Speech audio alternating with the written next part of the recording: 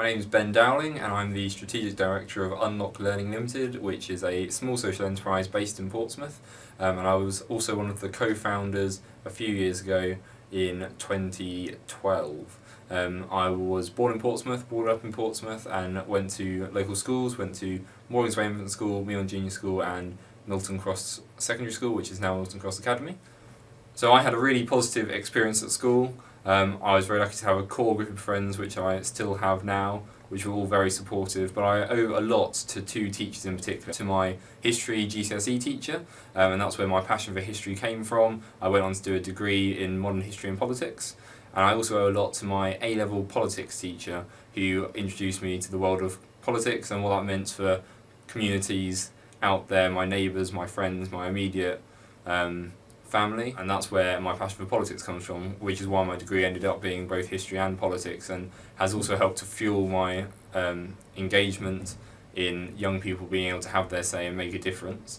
So I had a really positive school experience, which hopefully other young people in Portsmouth are able to have. Unloc Learning Limited is a social enterprise which aims to give young people the opportunities that myself and my co-founder Hayden Taylor were able to access when we were at school. So when we were at school, we had lots of opportunities around student voice, around young people being able to have their say and being able to make real changes in their schools and in their community. And we started a number of projects working together. It's a funny story actually. We actually started as rival young people running different student forums, but we came together when the council unfortunately had to make savings, which included cutting one of the youth forums we were involved with, and we took that on as a project as young people, and suddenly we had a large pot of money and a responsibility to take that forward. We formed the social enterprise, now Unloc, but then started as Crash in the UK, and we've gone from strength to strength over the last 5 years. It's been a really positive experience. I'm really pleased that myself and Hayden, both young people from Portsmouth, have been able to go forward and do some really positive things, and hopefully the changes that we now make will mean that other people get to have the same experiences and better, bigger ones in the future. I never really knew what I wanted to do as I was growing up. I wanted to be a taxi driver, a firefighter, a pilot, still would quite like to be a pilot at some point, and lots of different things, and it changed regularly, and I still don't know necessarily what I want to do in 5, 10, 15 years time. But what I do know is that whatever I'm doing, I want to enjoy it, I want to make a difference, and hopefully the work I'm doing at Unloc is making that happen.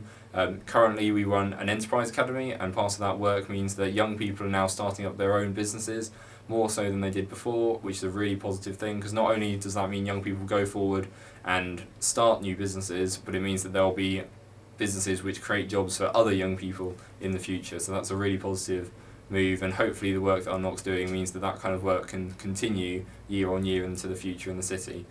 If I had to give top tips for young people now, it would be about making sure that you have those really key skills.